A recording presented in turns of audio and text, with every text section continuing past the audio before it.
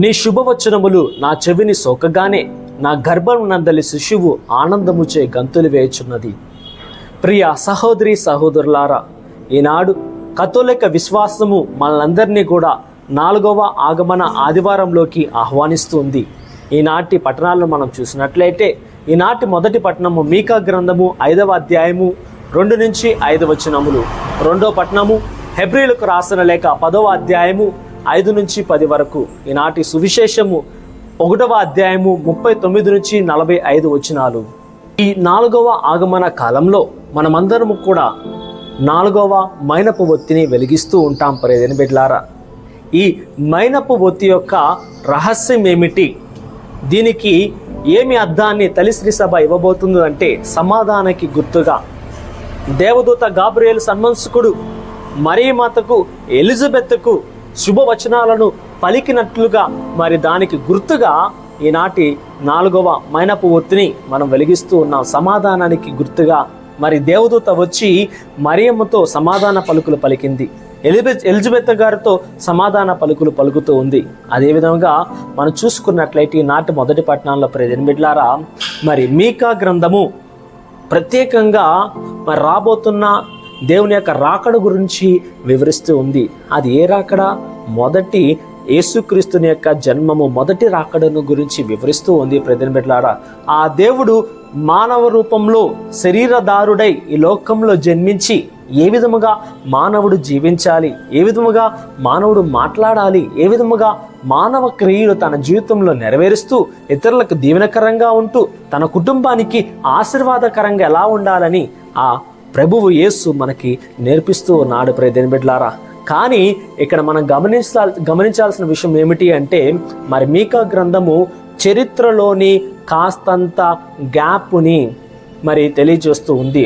ఆ ప్రభువు రాబోతూ ఉన్నాడు. ఆ ప్రభువు వచ్చే ముందు కాస్తంత విరామము ఉంటూ ఉంది.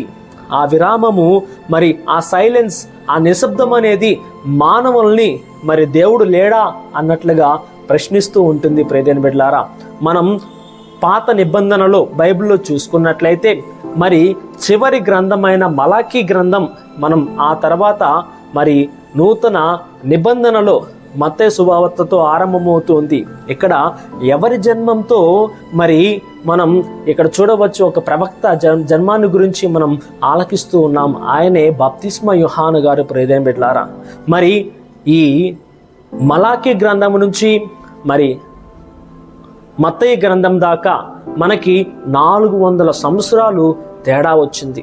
ఈ యొక్క మరి సైలెంట్ పీరియడ్లో, ఈ యొక్క నిశ్శబ్ద కాలంలో దేవుడు మానవుడు ఏ కోసానైనా సరే తనకిచ్చిన స్వేచ్ఛ స్వతంత్రాలతో నా వైపు తిరిగి వస్తాడా, నన్ను ఆశ్రయిస్తాడా, ఓ ఎఫ్రాయిము నీవు ఎక్కడున్నావు, నువ్వు ఏం చేస్తున్నావు అని ఈనాటి మొదటి పట్టణమైన మీకాలో దేవుడు ప్రశ్నిస్తూ ఉన్నాడు. ప్రియమైన బిడ్డలారా, మరి రెండో పట్టణాన్ని చూసుకున్నట్లయితే హెబ్రీలకు రాసిన లేఖ మరి 10వ అధ్యాయంలో అక్కడ 5వ వచనంలో, మీరందరూ కూడా అబ్రహాము, ఇస్సాకు, యాకోబుల నుంచి బలులను అర్పిస్తూ ఉన్నారు, దహన బలులను ఇస్తూ ఉన్నారు, మారణ హోమాలను కూడా మీరు చేస్తూ ఉన్నారు, కానీ పాపానికి పరిహింపు అనేది రాలేదు. కాబట్టి మీరు ఇక నుంచి ఈ యొక్క బలులు, దహన బలులు, మరి నరహోమాలు ఆపివేసి నరరూపంలో రాబోతున్న యేసయ్యను ఆరాధించుకోండి అని పునీత పౌలు గారు మరి హెబ్రీలు ప్రజలకు వారు అనుసరిస్తున్న ఆ యొక్క మూఢ నమ్మకాలను, మూఢ ఆచారాలను ఖండిస్తూ ఈ యొక్క విశ్వాసాన్ని మీరు మీ యొక్క హృదయంలో పదిలపరుచుకోండి అని మరి పౌలు గారు బోధిస్తూ ఉన్నారు. ప్రియమైన బిడ్డలారా, ఈ యొక్క క్రిస్మస్లో దేవుడు మన నుంచి అదే కోరుకుంటున్నాడు. మనం ఇంకనూ బలులను అర్పిస్తూ ఉన్నాం, మరి రక్త హోమాలను చేస్తూ ఉన్నాం, ఇతర దేవుల్ని నమ్ముతూ ఉన్నాం.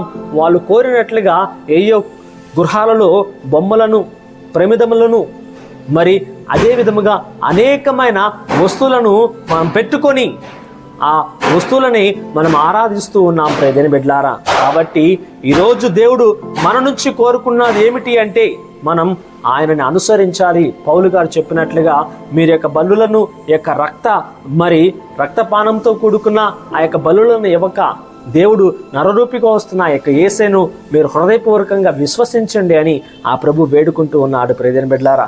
కాబట్టి ఈ రోజున ఈ యొక్క మొదటి పట్టణం, రెండో పట్టణం మీరందరూ కూడా దేవుణ్ణి విశ్వసించండి అని పలుకుతూ ఉన్నాడు. ఆ కాలాన్ని మీరు గౌరవిస్తూ దేవుని తెలుసుకోండి అని మొదటి పట్టణం నేర్పిస్తూ ఉంటే, రెండో పట్టణంలో మీరు బలులన్నీ ఆపి ఆ నరరూపిగా వస్తున్న యేసయ్యని విశ్వసించండి అని పునీత పౌలు గారు పిలుపునిస్తూ ఉన్నారు ప్రియమైన బిడ్డలారా. ఈనాటి సువిశేషంలో ప్రియమైన బిడ్డలారా మనం గమనించినట్లయితే వాక్యంలో చాలా నిగూఢమైన రహస్యాన్ని మనం కనుగొనవచ్చు. ఆ రహస్యం ఏమిటి అంటే సంతోష దేవ రహస్యములు, మరి అనౌన్సేషన్, ద విజిటేషన్. ఒకటి, మరి గాబ్రియేలు సన్మంస్కుడు మంగళవార్త మరియమ్మకు చెప్పాను. రెండవ గుర్తు, మరి ఎలిజబెత్ అమ్మ గారిని మరీ తల్లి దర్శించుట. ఇక్కడ మొదటి దర్శనాన్ని, మరి మొదటి రహస్యాన్ని మనం చూసినట్లయితే సంతోష దేవ రహస్యంలో గాబ్రియేలు సన్మంస్కుడు మొదటిగా ఎలిజబెత్ అమ్మను, మరి వారి యొక్క భర్త అయినటువంటి జకరయ్య గారిని దేవాలయంలో, మరి హైయెస్ట్ ఆఫ్ ద బలిపీఠం దగ్గర, మరి ప్రధానమైన బలిపీఠం దగ్గర దేవదూత సందర్శించి ఆయనకి శుభవచనాలు పలుకుతూ ఉంది. జకరయ్య, నీ జీవితంలో గొడ్రాలతనాన్ని నువ్వు అనుభవించావు, నీవు నీ భార్య. ఇక మీదట అది ఉండబోదు. నువ్వు దేవుని విశ్వసించి ఉండగా నీ భార్యకు నీకు సంతానముగా దేవుడు అనుగ్రహించబోతున్నాడు. విశ్వసించి ఉన్నప్పుడు ఆయన నవ్వాడు. నవ్వి, ఇది నా జీవితంలో జరుగుతుందా, ఇది నా జీవితంలో మరి సంప్రదిస్తుందా అని చెప్పేసి ఆయన తనలో తాను వాపోయి దేవదూతను చూసి నవ్వినప్పుడు దేవదూత ఆయన ఖండించింది. నీవు నీ యొక్క కుమారుడు జన్మించే వరకు, ఈ సంఘటన జరుగు వరకు మూగవాడివై ఉందువు అని దేవదూత ఆయనకి ఒక శాపాన్ని ఇస్తూ ఉంది ప్రియమైన బిడ్డలారా. కానీ ఇక్కడ మరి తల్లిని మనం చూసినట్లయితే గాబ్రియేలు సన్మంస్కుడు మరి మరియ తల్లిని సందర్శించి దేవుని యొక్క శుభవచనాలు పలికిన వెంటనే ఆ ప్రభునికి వందనాలు, ఆ ప్రభుని చిత్తమే నా జీవితంలో జరుగునుగాక అని ఆ మరియ తల్లి తమ యొక్క వినమ్రతను చూపుకుంది ప్రియమైన బిడ్డలారా. ఇక్కడ మనం చూసినట్లయితే దేవుని యొక్క ఆత్మ మనలో లేకపోతే, నువ్వు పెద్దవాడివైనా చిన్నవాడివైనా దేవుని యొక్క మాటలు నీలో రావు. ముసలి ప్రాయంలో ఉన్నటువంటి మరి జకరియా గారు దేవుని యొక్క పిలుపును, ఆ యొక్క చిత్తాన్ని తెలుసుకోలేక మానవికమైన మనసుతో మరి దేవదూతకి సమాధానం చెప్పాలని చూశాడు ప్రియమైన బిడ్డలారా. ఈరోజు మన జీవితాల్లో కూడా మనము కూడా అట్టి రీతిగా ఉంటూ ఉన్నాము. దేవుని యొక్క ఆత్మను మనం పొందుకోలేకపోతే, దేవుని యొక్క చిత్తాన్ని తెలుసుకోవాలి, దేవుని యొక్క నామములో నేను విజయాన్ని పొందుకోవాలని ఆశపడుతున్నా కానీ నీవు ఆయనలో నిలకడగా లేకపోతే మరి తల్లి వలె జకరయ్యలాగా పొరపాటున నోరు జారి శాపాలకి గురి అవుతావు ప్రియమైన బిడ్డ. ఈనాటి వాక్య పరిచర్లో మరి క్రీస్తు పూర్వం క్రీస్తు శకం అన్న విషయాన్ని పునీత బాప్తిస్మ యోహాను గారు తన యొక్క జీవితంలో అనుభవిస్తూ ఉన్నాడు. ఉదాహరణగా చెప్పాలి అంటే ఇక్కడ మనం ఇండియా పాకిస్తాన్ గేటు చాలా అరుదైన ప్రదేశంలో మాత్రమే ఉంటుంది. అటువైపుకి అడుగిడితే మరి ఇండియా, ఇటువైపుకి అడుగిడితే పాకిస్తాన్. అట్లాగే క్రీస్తు పూర్వం అంటే క్రీస్తు జన్మముకు ముందు దాకా యోహాను గారు జన్మించినా కానీ అది క్రీస్తు పూర్వమే. క్రీస్తు శకం అంటే క్రీస్తు జన్మించి తన యొక్క ఆ జీవనంతో మొదలైంది, మరి ఈ క్షణం వరకు కొనసాగుతున్నది క్రీస్తు శకమని మనం పలుకుతూ ఉంటాం ప్రియమైన బిడ్డలారా. మరి ఇటువంటి గొప్ప కాలంలో మనం అందరము కూడా జీవిస్తూ ఉన్నాం. మరి మనం చూసుకున్నట్లయితే మరి బాప్తిస్మ యోహాను గారు క్రీస్తు పూర్వం దేవుని యొక్క మరి అభిషేకం ద్వారా జకరయ్య మరి ఎలిజబెత్ అమ్మలకు మరి పుట్టిన కుమారుడు. ఆయన ఎక్కడ జీవించాడండి? అడవిల్లోనూ కొండల్లోనూ కోయిల్లోనూ జీవించి ఉన్నాడు. ఆయన ఏమని పలుకుతున్నాడు? మరి గత ఆగమన ఆదివారాల్లో మనం ఆలకించి ఉన్నాం ఏమని? లోయలల్లా పూడ్చబడాలి, కొండలు కోనలు తొలగిపోవాలి, వక్ర మార్గము సిద్ధమవ్వాలి, దుడుకు మార్గం నునుపవ్వాలి, రాజు వస్తున్నాడు ఆయుధమవుదాం, క్రీస్తు వస్తున్నాడు ఆయుధమవుదాం అంటూ బాప్తిస్మ యోహాను గారు ఆ ప్రభుని యొక్క పాదరక్షంలోను విప్పడానికైనా నేను యోగ్యుడను కాను అని మరి తన యొక్క వినమ్రతను చూపుకొని తన యొక్క మంచి మాటలను ఇతరులకు పంచిపెడుతూ ఉన్నాడు. ప్రియమైన బిడ్డలారా, ఈనాడు మనం అందరము కూడా ఎలా జీవిస్తున్నామంటే ఒక ఇంటికి వెళ్తే శుభవచనాలు పలకటం మానివేసి మరి చెడును పలుకుతూ ఉన్నాం. ఉదాహరణకి ఏదైనా ఒక శుభం జరిగింది, గృహప్రవేశం జరిగింది, మరి వేరొక ఇంటికి వెళ్ళి అక్క ఇల్లు బాగుంది, చాలా మంచి కట్టుకున్నారు, వారి జీవితంలో మరి వారి కష్టానికి ఫలితం దక్కిందని మరి శుభవచనాలను మరొకరితో పలకవచ్చు. మనం అదే వ్యక్తి ఇంకొక ఇంటికి వెళ్ళి ఇంకొకరితో ఏమని పలుకుతారు, అక్క ఏం చేశారో చూసావా, అన్యాయంగా సంపాదించారంట, మరి అన్యాయంగా కొల్లగొట్టారంట, మరి అక్రమ విధాలుగా వాళ్ళు సంపాదించి గొప్ప ఇల్లు కట్టుకున్నారక్క, ఏమవుతుందో చూసావా అని చెప్పేసి మరి నెగిటివ్గా మాట్లాడడం, అక్కడ శుభవచనాలు మాట్లాడడం ఆపివేసి మరి అంతే కూడా అనర్థముగా మరి కీడుగా వారి నోట్లోంచి మాటలు వస్తూ ఉంటాయి. నీ జీవితంలో ఎప్పుడైతే కీడుతో కూడుకున్న మాటలను నువ్వు మాట్లాడుతూ ఉంటావో నీ జీవితంలో కూడా ప్రధాన బిడ్డ శుభాలని చూడలేవు. ఆ కీడుపు మాటలే నీ బిడ్డలతో మాట్లాడడం నువ్వు మొదలు పెడతావు, నీ యొక్క తల్లిదండ్రులతో మాట్లాడడం మొదలు పెడతావు, నీ యొక్క అక్క చెల్లెళ్ళతో మాట్లాడడం మొదలు పెడతావు.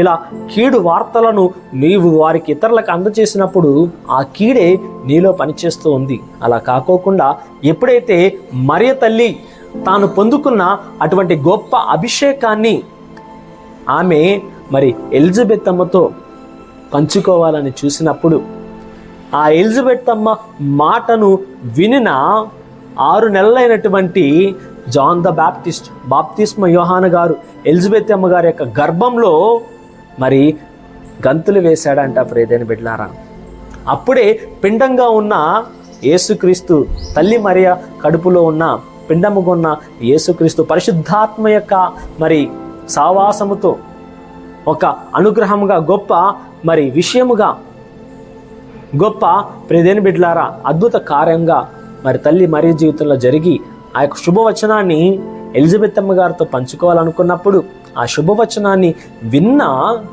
6 నెలల బాలుడైనటువంటి జాన్ ద బ్యాప్టిస్ట్ బాప్తిస్మ యోహాను గారు ఎలిజబెత్ అమ్మ గారి యొక్క గర్భంలో గంతులు వేశాడు. ప్రియమైన బిడ్డలారా, అవును, ఎప్పుడైతే మనం మంచిని ఇతరులకు ఇవ్వాలని చూస్తూ ఉంటామో అప్పుడు దేవుడు మన ద్వారా ఒక మంచి కార్యాన్ని వాళ్ళ జీవితంలో జరుగుతుంది, నీకు అది తిరిగి సంక్రమిస్తుంది, నీకు వ్యాప్తిస్తూ ఉంది. ప్రియమైన బిడ్డలారా, ఈ రోజున నీ వట్టి రీతిగా మరి దేవుని యొక్క మాటలను ఇతరులతో పలకగలుగుతున్నావా? ఈనాటి వాక్యంలో మనందరికీ కూడా మరి బోధింపబడుతుంది. మరి ఒక గురువుగా నేను చెప్పదలుచుకున్నది ఏమిటి అంటే, చాలామంది 10వ భాగాలు మాకివ్వండి అని అంటారు. కానీ నేను చెప్పదలుచుకున్నది ఏమిటి అంటే 10వ భాగంలో దేవునికి అర్పించవలసింది అర్పించి నీ సంతృప్తి కోసం నేను మంచి చేశానని అనుకునే విధముగా ఎక్కడైతే అన్యాయముగా మరి బాధపడుతున్నారో, ఏమీ లేని తనముతో జీవిస్తూ ఉన్నారో, వేసుకోవడానికి బట్టలు కూడా లేవో అటువంటి వారికి వస్త్రదానం చేయి, అన్నదానం చేయి, వారికి కావలసిన సదుపాయాలను ఇవ్వడానికి ప్రయత్నం చేయి. నీ యొక్క 10వ భాగంలో నుంచి ప్రియమైన బిడ్డ నీ వట్టి రీతిగా ఈ క్రిస్మస్కి చేసినట్లయితే మరి మరియ తల్లి ఏ విధముగా అయితే తాను 4 మంచి మాటలతో ఎలిజబెత్ అమ్మ గారి యొక్క గర్భంలో ఉన్న శిశువు ఆనందించిందో, నీవు చేసే చిన్న చిన్న కార్యముల ద్వారా పేదవారి జీవితంలో మరి మరింత సంతోషము ఆనందము మరి పెళ్లిబుక్కుతుంది ప్రియమైన బిడ్డలారా. కాబట్టి ఈ రోజున ఇటువంటి గొప్ప వాక్య పరిచర్యను దేవుడు మనకు అందచేసి ఉండగా మనమందరము కూడా కళ్ళను మూసుకొని ప్రార్థన చేసుకుందాం. ప్రియ పరలోకపు తండ్రి, మరియ తల్లి యొక్క మాట ఎలిజబెత్ అమ్మ గర్భములోని శిశువు గంతులు వేయలాగన చేసింది. ఆ యొక్క శుభవచనములు ఎంతో మందికి మాదిరికరంగా ఈనాటి వరకు మమ్మల్ని నడిపిస్తూ ఉండగా మా జీవితాల్లో కూడా నిత్యము శుభ పలుకులను పలుకులాగన, మంచి మాటలను మాట్లాడులాగన, మంచి విషయాలను ఇతరుల యందు పంచుకునేలాగన మమ్మల్ని ఆశీర్వదించండి. మాలో చెడు గుణాలను తొలగించండి, చెడు మాటలను తొలగించండి, చెడు అలవాట్ల నుంచి మమ్మలను వేరుపరచండి. యేసయ్యా, ఇదిగో తండ్రి, ఆనాడు ఎలిజబెత్ అమ్మ గారు ఏ విధముగా అయితే ఇదిగో నీవు స్త్రీలందరిలో ధన్యురాలవు అని ఆ తల్లిని ఏ విధముగా అయితే పొగిడి ఉన్నారో అట్టి రీతిగా ఆ తల్లి యొక్క గర్భమున జన్మించబోతున్న ఆ శిశువును మా హృదయాల్లో కూడా జన్మింప చేసుకొని మేము కూడా ఆ జాన్ ద బాప్టిస్ట్ గారిలాగా, బాప్తిస్మ యోహాను గారిలాగా మా జీవితాల్లో మంచి కార్యాలు చేసి వారిలాగా మేము కూడా అనిత్యము ఆనందంగా ఉండేలాగా కృప చూపండి. మా శరీరంలో ఉన్న ప్రతి ఒక్క వ్యాధి బాధని తొలగించండి. ఈ యొక్క నూతనమైన ఈ యొక్క సంవత్సరంలో మేము అడుగుడబోచు ఉండగా, క్రిస్మస్ పండగని మరి జరుపుకోబోచుండగా అర్థవంతముగా మేమందరము కూడా జరుపుకునేలాగా కృపను చూపించండి యేసయ్య.